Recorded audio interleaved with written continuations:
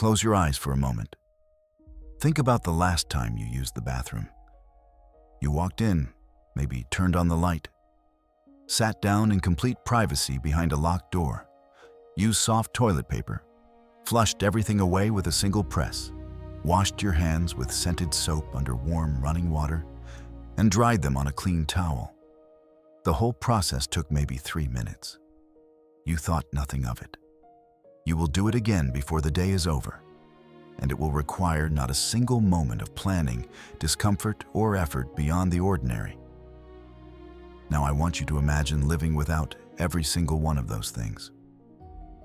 Not as a temporary inconvenience during a camping trip or a power outage. Permanently. Every single day of your entire life. From the moment you were born until the moment you died. No door to lock, no paper to use, no soap, no running water, no privacy of any kind, no infrastructure between your body's most basic needs and the raw, unfiltered physical world around you. That was the daily reality of ordinary life in first century Jerusalem, in the very city where Jesus of Nazareth walked, preached, healed, and ultimately died. And the truth of what that reality looked like, the specific, physical, unglamorous, and sometimes shocking details of how human beings manage this most fundamental biological necessity, has been almost entirely erased from the popular imagination of the ancient world. What has replaced it is something far more comfortable. Decades of Hollywood biblical epics, illustrated Sunday school materials, and romanticized religious art have given us an ancient Jerusalem that gleams, clean white robes, serene faces, swept stone streets, men in dignified conversation, women carrying water jugs with graceful posture.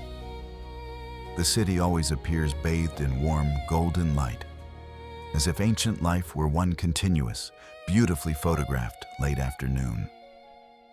But the archaeologists who have spent their careers digging through the real remains of that city, sifting the soil, studying the bones, analyzing the plumbing channels, examining the waste deposits, tell a profoundly different story. The Jerusalem they are uncovering was loud, densely crowded, biologically complex, and in many ways shockingly harsh by the standards of any modern city. And nowhere was that harshness more evident or more revealing of both the challenges and the surprising ingenuity of ancient life, than in the answer to the simplest question you could ask about any human civilization. Where did the people go to the bathroom? To answer that question properly, we have to start by understanding the city itself.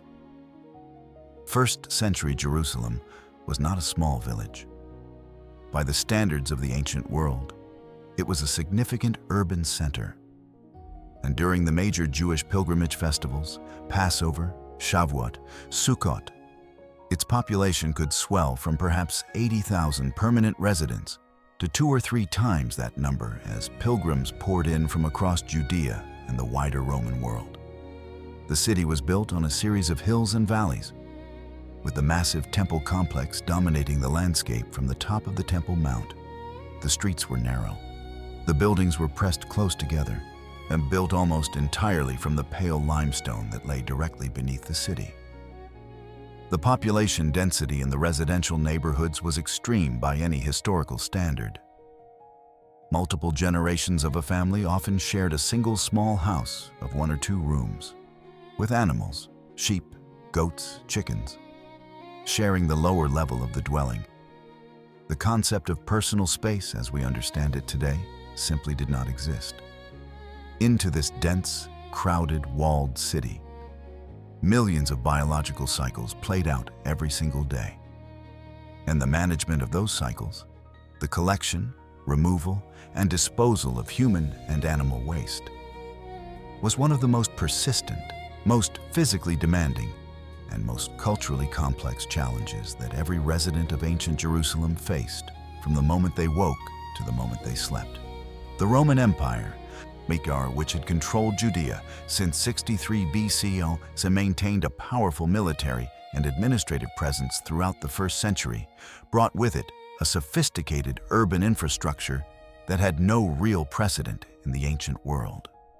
Among the many Roman engineering contributions to the cities they controlled was the public latrina, a term that translates quite directly as a public toilet, though that translation understates the degree to which the Roman facility differed from anything a modern person would recognize as such. In the areas of Jerusalem that had been most heavily shaped by Roman architectural influence, particularly in the districts closest to the administrative center and the neighborhoods where wealthy Romans and Romanized local elites lived. These public latrinas were substantial stone structures, and they were designed not as individual, private facilities, but as large communal rooms, and their design made no concession whatsoever to the concept of personal modesty. Picture a long rectangular room built entirely of stone. Running along the walls and sometimes forming a central island within the room was a continuous bench of carved limestone. Into the surface of this bench, at regular intervals of perhaps 2 feet, perfectly circular holes had been cut with great precision. These holes were the seats. There were no individual stalls. There were no dividing walls between the seats. There were no curtains, no partitions of any kind. A person who wished to use the latrina simply entered, found an available hole, lifted their tunic, and sat down directly beside whoever else happened to be doing the same thing at that moment. The social dimension of this arrangement would be deeply disorienting to a modern sensibility. But to the Romans who designed and used these facilities, it was entirely unremarkable. Defecation in the ancient Roman world was not yet the intensely private, shameful activity that it would gradually become in later centuries of Western culture. It was simply a biological function, like eating or sleeping. And the latrina was a social space in the way that a marketplace or a bathhouse was a social space. It was common, entirely ordinary and expected, for people using a Roman latrina to hold full, animated conversations with the strangers sitting beside them. The Roman satirist Martial wrote about this. The philosopher Seneca mentioned the noise of latrinas as background detail when describing the acoustics of a crowded building. Our people discussed politics in the latrina. They gossiped. They conducted business. They debated the relative quality of the local wine. The latrina was, in a very real sense, one of the informal social institutions of the Roman city. A place where the usual boundaries of class and status were temporarily relaxed by the equalizing reality of a shared biological necessity. Below the continuous stone bench, the designers of these Roman-influenced latrinas had engineered something genuinely impressive. A channel of constantly flowing water that ran beneath all the seats simultaneously, carrying waste away from the building and into the city's larger drainage system. This water was typically diverted from one of the city's aqueducts or cisterns, and it flowed continuously whether the latrina was in use or not. The result was a facility that, by the standards of the ancient world, was remarkably effective at managing waste, far more so than the alternatives available to the majority of the population. But there is one element of the Roman latrina that tends to produce the most visceral reaction in modern people who learn about it. And it concerns the question of cleaning. There was no toilet paper in first century Jerusalem. There was no toilet paper anywhere in the world in first century Jerusalem. The paper-based roll of perforated cellulose that sits in a holder beside every modern toilet in the Western world is an invention that dates, in its recognizable modern form, to the 19th century. Before that, people used a vast variety of materials depending on their culture, their social class, and what happened to be available. Leaves, moss, wool, ceramic shards, like smooth stones, snow, corn husks, and water applied by hand. In the Roman latrina, The standard cleaning implement had a specific name, the xylospongium. The name itself is a compound of two Greek words, xylon, meaning wood, and spongos, meaning sponge. And the object was exactly what those two words suggest. A natural sea sponge, harvested from the Mediterranean, attached to the end of a short wooden stick, somewhat resembling a thin toilet brush without the brush. After using the latrina, a person would reach for the xylospongium, use the sponge end to clean themselves, and then rinse it in the small water channel that ran along the floor in front of the bench, a separate lower channel distinct from the main drainage channel beneath the seats. And they would then dip the sponge into a communal bucket that sat at the end of the bench or in the center of the room, filled with a solution of water and strong vinegar.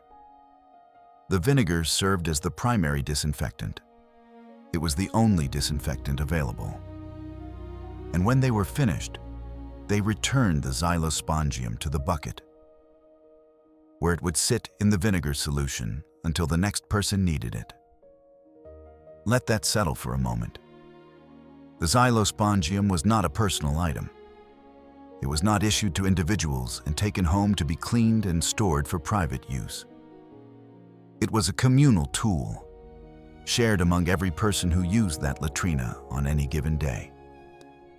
In a busy urban facility in first-century Jerusalem, that might mean hundreds of people using the same sponge in the course of a single day with nothing but vinegar water between each use. This was not considered negligent or unhygienic by the standards of the time. It was simply how it worked. The vinegar solution did have some genuine antiseptic properties. Acetic acid, the active component of vinegar, is effective against some bacteria. But it was far from what any modern epidemiologist would consider adequate disinfection. The populations who used these facilities were continuously exposed to a range of gastrointestinal pathogens that spread through exactly this kind of fecal-oral route. And the chronic disease burden of the ancient world reflects this reality. Life expectancy in first-century Jerusalem was dramatically lower than in any modern developed society. And intestinal infections were among the most significant contributors to early death, particularly for children. Now, the Jewish population of Jerusalem had a deeply complicated relationship with the Roman public latrinas, and that complexity is one of the most illuminating aspects of first-century sanitation history. The strict purity laws encoded in the Torah, the same laws that governed everything from diet to commerce to ritual observance, had a great deal to say about the management of bodily waste, and much of what they said was in direct tension with the Roman latrina's communal public design. The concept of modesty in Jewish law, tzniut, was applied with particular rigor to the body and its functions. Exposing the body in a communal setting was not merely embarrassing. It had religious and legal dimensions. A person was not supposed to recite prayers or study Torah in a place where waste was present or where the body was exposed.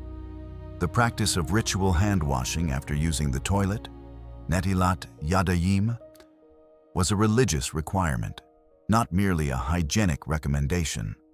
The body's waste products rendered a person ritually impure in specific ways that required specific remediation before they could re-engage with the sacred dimensions of daily life. The Talmud, the great repository of Jewish law and commentary that was compiled in the centuries after the first century, but preserves traditions that were already established in Jesus' time, has an extensive discussion of the proper management of bodily functions. It specifies that a person should not defecate in public, that one should move a sufficient distance from any inhabited area before relieving oneself in open country, that one should not face toward Jerusalem while doing so, and that the entire act should be conducted with maximum possible modesty and minimum possible disturbance to others. These requirements made the open, social, Roman-style communal latrina deeply uncomfortable for many observant Jews, regardless of its engineering effectiveness. for a person who took the purity laws seriously, and in 1st century Jerusalem that described the majority of the population. The idea of sitting in a room full of strangers with your tunic raised, conducting casual conversation, was not merely embarrassing, but religiously problematic. The result was a kind of parallel sanitation system operating alongside the Roman infrastructure. Many Jewish households maintained simple clay chamber pots for use inside the home, functional, private, and entirely lacking in the engineering sophistication of the Roman latrina. These pots were a reddish or dark brown, roughly the size of a large soup bowl, with a slightly flared rim and a rounded base. They had no mechanism for disposal. Someone in the household had to carry them out and empty them, typically into one of the city's waste channels or at a designated dumping area outside the walls. For those who preferred not to use either the communal Roman facility or the clay pot inside the home, there was a third option that was, by the evidence of the archaeological record and the written sources, extremely widely practiced: going to open land outside the city walls. The Mosaic Law, as recorded in the book of Deuteronomy, is explicit about this. The text instructs the community of Israel that when they are encamped, a context that ancient commentators extended to any settled community, they must designate a place outside the camp for waste disposal, and that each person who goes out must carry a small digging tool to cover their waste. This law was not merely symbolic. In the 1st century, the terrain immediately outside Jerusalem's walls, particularly on the southern and eastern sides of the city, was regularly used as a destination for this purpose. People would leave before dawn, when the streets were still dark and relatively empty, walk to open ground beyond the walls, relieve themselves, and cover the waste. The pre-dawn departure was standard both for practical reasons, avoiding the observation of neighbors and the heat of the Judean sun, and for reasons rooted in the purity laws, which specified that this kind of bodily function was best conducted as far from the sacred spaces of the city as possible. The cleaning materials available for this outdoor version of the activity were whatever the landscape provided. In the rocky, arid terrain of Judea, this typically meant smooth, flat stones, dry leaves if any were available, or simply handfuls of dry earth. These were not afterthoughts or poverty measures. They were the standard cleaning implements for the vast majority of human beings who had ever lived across most of human history, in most parts of the world. The notion of a purpose-manufactured, a mass-produced cleaning material for this function is, in the long sweep of history, an extraordinarily recent development. Smooth, flat stones were actually quite effective as cleaning implements, and their use in this context is documented across many ancient cultures. The key requirement was smoothness. A stone with rough or sharp edges was worse than useless. Women and children who made the pre-dawn trip outside the walls would often carry a small collection of smooth pebbles, selected from riverbeds or smooth-worn courtyard floors, and these would be rinsed and reused over time. The practice required a degree of manual dexterity and a complete absence of the squeamishness that modern hygiene culture instills from early childhood, but it was simply the reality of a world without manufactured alternatives. And now we come to perhaps the most fascinating and certainly the most unexpected element of 1st century Jerusalem's sanitation culture: the mikveh. If you know this word, you probably know it in a religious context. As a ritual immersion bath, a pool of specially collected water in which Jewish men and women immersed themselves for purposes of ritual purification. And that is exactly what it was. But to understand the mikveh only in its ritual dimension is to miss something important about the physical and social reality of ancient Jerusalem. The mikveh was, at the same time, the closest thing that 1st century Jerusalem had to a regular bathing facility for the general population. The two functions, the ritual and the hygienic, were not experienced as separate or in conflict. They were simply two dimensions of the same act.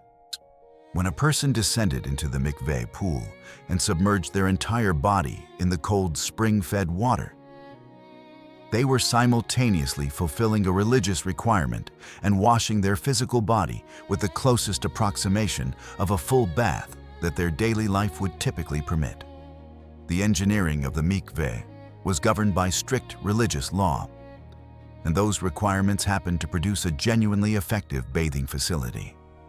The water in a mikveh had to be mayim chayim, living water, meaning water that arrived under its own power without being transported by human hands.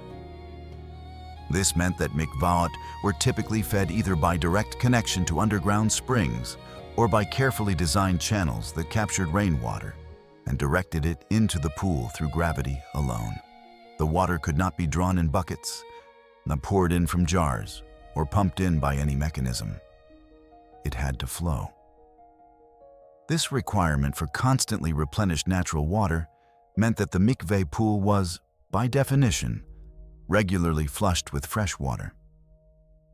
A pool that was filled once and left to stand would not qualify under the law. The influx of living water had to be maintained.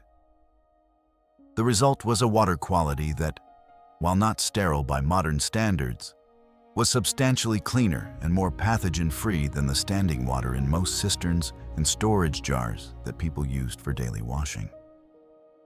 The mikveh pool itself was a roughly rectangular stone basin, typically cut directly into the bedrock beneath a building or courtyard. The depth was sufficient for a full-grown adult to submerge completely. Standing on the bottom of the pool, the water had to cover every part of the body, including the top of the head, with nothing between the skin and the water. Hair, jewelry, any adhesive material, all of these had to be removed before immersion.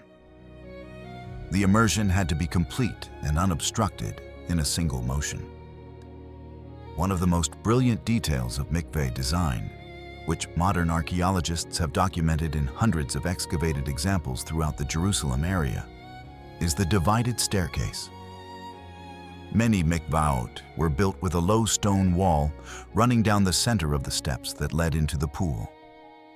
This wall divided the staircase into two parallel paths, one for the descent of the ritually impure person before immersion, and one for the ascent of the purified person after immersion. The impure person going down and the pure person coming up never shared the same staircase surface, preventing the possibility of recontamination through contact on the steps.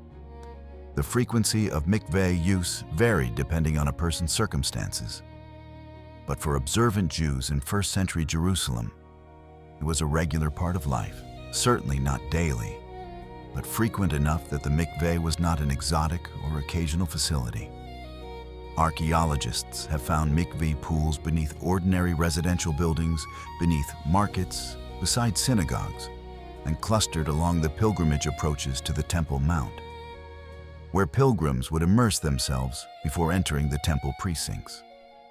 The sheer number and distribution of these installations in first-century Jerusalem, thousands of them, by archaeological estimate, tells us that they were infrastructure in the same way that water cisterns and storage jars were infrastructure. Essential, ubiquitous, and woven into the fabric of daily life. Body cleaning between mikveh immersions was a simpler and more ad hoc affair, and it relied heavily on the same substance that dominated so many other aspects of first-century Judean life: olive oil. The olive tree was, in the ancient Mediterranean world, what petroleum became to the 20th century. A single material with an almost unlimited range of applications, from food to medicine to fuel to building material. And in the context of personal hygiene, olive oil served as the primary cleaning agent for skin. The method was simple but effective. Olive oil was poured or rubbed onto the skin and then scraped off, taking with it the accumulated dirt, dead skin cells, and sweat. The scraping implement was called a strigil, a small curved blade of bronze, bone, or wood, roughly resembling a blunt sickle with no cutting edge. The user would coat their body in oil, allow it to work into the skin for a short time, and then drag the curved blade across the surface of the skin in firm downward strokes, removing the darkened, grime-laden oil as they went. This technique was not unique to Judea or to the Jewish population. It was used throughout the Greco-Roman world, and the strigil is one of the most commonly recovered personal objects in archaeological excavations of this era across the entire Mediterranean basin. Athletes used it after exercise. Soldiers used it after campaigns. Ordinary working people used it at the end of a hard day. The residue that came off the body on the strigil, a thick, dark, waxy substance combining oil, dead skin, and whatever dust and grime had accumulated during the day's work, was considered valuable enough that in some contexts it was collected and sold as an ingredient in medicines and cosmetics. After the oil scraping, a small amount of water would typically be poured over the cleaned area to remove the final traces of oil residue. Water, in the arid climate of Judea, was too precious to use in large quantities for washing. Every household maintained underground cisterns cut into the bedrock, filled by the winter rains and managed carefully through the long, dry summer months. You did not pour great quantities of cistern water over your body for the pleasure of it. You used what you needed and no more, and you were conscious at every moment of how much remained in the cistern below. Soap, as we understand it, the solid or liquid alkaline compound produced by reacting fats or oils with a strong base like lye, did not play a significant role in first-century Judean personal hygiene. True soap was known in the ancient world. There are references to it in various ancient texts, and recipes for soap-like substances appear in Mesopotamian records dating back thousands of years before the 1st century. But it was not a commodity that was routinely available to or used by the ordinary working population of Jerusalem. For cleaning that required something more abrasive than oil alone, removing stubborn stains, cleaning wounds, washing heavily soiled clothing, people used materials that were locally available and naturally effective. On fuller's earth, a type of absorbent clay that was mined in the Judean hills, was widely used as a cleaning agent for both fabric and skin. Natron, a naturally occurring salt compound found in deposits near the Dead Sea, was used for laundry and for various cleaning applications. The juice of the soapwort plant, which grows throughout the Middle East and produces a natural lathering compound when crushed in water, served some of the functions that soap would serve in a later era. The management of menstrual hygiene deserves particular attention here, both because it was a significant practical challenge in the ancient world, and because it was deeply shaped by the Jewish purity laws in ways that had profound social implications. Under the laws concerning niddah, the ritual state of impurity associated with menstruation were among the most detailed and consequential in the entire body of Jewish law. A woman who was niddah was prohibited from various forms of physical contact with her husband and from participation in certain communal activities. The practical dimension of managing menstruation without any of the manufactured products that modern women take for granted, disposable pads, tampons, menstrual cups, required improvisation with available materials. Wool was the most commonly used material, given its absorbency and the fact that it was one of the most abundantly available textiles in a society centered on sheep herding. Pieces of wool or linen cloth, folded and shaped, served the function that manufactured products serve today. And these were washed and reused, since fabric was too valuable to discard after a single use. The mikveh re-enters the picture here as well, because the end of the period of niddah was marked by immersion in the mikveh, the tevilah, which was both a religious requirement and, functionally, a thorough cleansing that marked the transition from one social and physical state to another. The regularity of this practice, and the fact that it was written into law rather than left to individual discretion, meant that at least this dimension of female personal hygiene was structured and systematic in a way that other aspects of daily cleanliness were not. The feet deserve their own discussion, because in a city like first-century Jerusalem, the feet were in a state of continuous biological assault, and the streets of the city were unpaved dirt and stone, and they were shared with enormous numbers of animals: donkeys, camels, sheep, goats, oxen, horses. The waste produced by this animal traffic covered the streets continuously, and the standard footwear, thin leather sandals that left the heel and sole almost entirely exposed, provided no meaningful barrier between the foot and the street surface. Walking through Jerusalem for 15 minutes would leave a person's feet darkened, stained, and heavily contaminated. This reality is the direct and entirely practical context for one of the most famous scenes in the New Testament.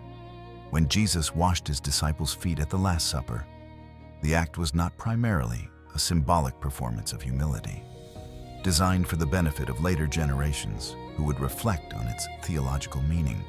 And it was, first and foremost, a response to an urgent hygiene situation.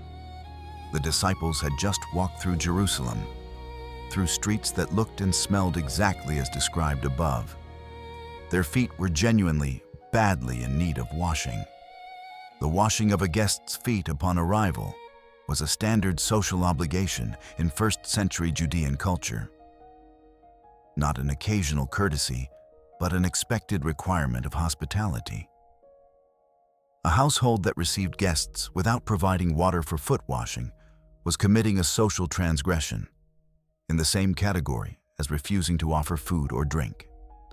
The person who performed this washing was invariably the lowest status individual in the household.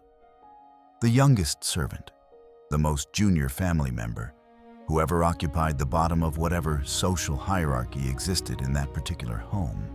And that was what made Jesus' act so striking to those who witnessed it. He was not merely performing an act of service. He was claiming the social role of the lowest person in the room, voluntarily and with full understanding of what that meant. The water in which feet were washed in a room full of people who had just walked through those streets would have turned dark within moments of the first pair of feet entering the basin. The experience was not gentle or pleasant. It was necessary, it was normal, and it was one of the countless physical realities of ancient urban life that have been cleaned out of the popular image of that world by centuries of artistic idealization. The broader infrastructure of waste management in first-century Jerusalem operated through a system that combined gravity, running water, and the use of the Kidron Valley and the Valley of Hinnom as the city's primary biological waste repositories. The drainage channels carved into the stone streets of the city's main thoroughfares carried liquid waste downhill toward the valleys surrounding the city on 3 sides.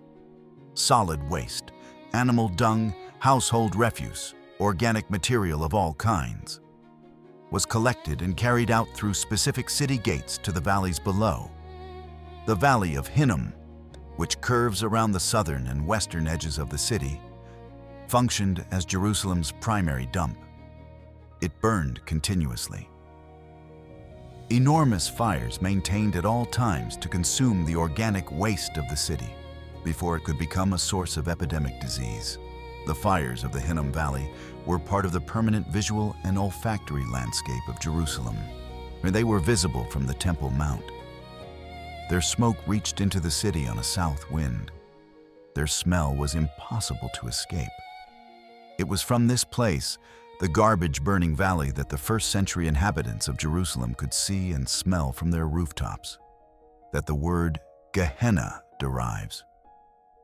Gehenna is the New Testament's Greek transliteration of the Hebrew Gehinnom, Valley of Hinnom. When Jesus used the word in his teachings about judgment and destruction, his audience required no explanation. They knew exactly what he was referring to. Every person in that crowd had grown up looking at those fires.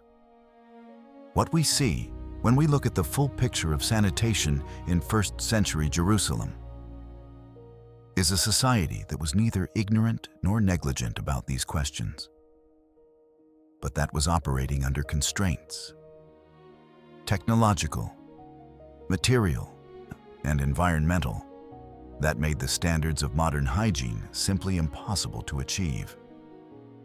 The engineering of the Roman latrinas was, within its context, sophisticated and effective. The mikveh system was a remarkable piece of infrastructure that served both religious and practical cleaning functions simultaneously. The purity laws encoded in Jewish tradition were, among other things, a body of public health regulations that genuinely reduced the spread of some diseases, while admittedly not providing protection against others. The people who lived in this world were not waiting for modern plumbing to arrive and rescue them. They were managing their lives with intelligence, creativity, and cultural structures that had been developed and refined over thousands of years. Their solutions were different from ours. Some of them were less effective than ours.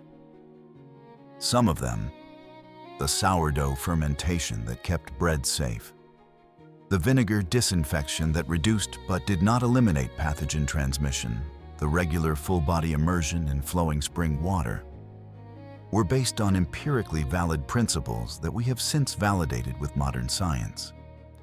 The real cost of this world's sanitation limitations was borne primarily by the people who had the least power and the least access to whatever infrastructure existed.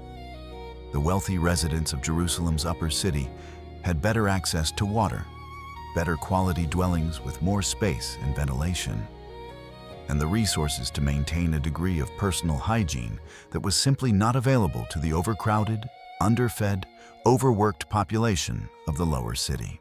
When the infant mortality rate in the ancient world tells part of this story, so do the teeth, ground down to stumps by stone-contaminated bread, that archaeologists find in the grave sites of the ordinary working poor. The next time you complete a morning in your home, flush the toilet, wash your hands under hot running water, maybe shower before work. Try, for just a moment, to hold in your mind the image of the city of Jerusalem at dawn in 30 AD. Thousands of people moving in the pre-dawn darkness toward the city gates with small tools and private purposes. Women emptying chamber pots into the drainage channels. The smoke from the Hinnom Valley visible on the southern horizon. And somewhere in that city, a man from Nazareth walking through those same streets, stepping over the same stones, breathing the same air, be fully present in the physical reality of the world he had come to inhabit. The history of sanitation is, in the end, a history of human dignity, of how much of it was available, to whom, under what conditions, and at what cost. It is not a comfortable history, but it is an honest one, and an honest encounter with the past, with what daily life actually cost the people who lived it, is the only kind of historical understanding that deserves to be called understanding at all.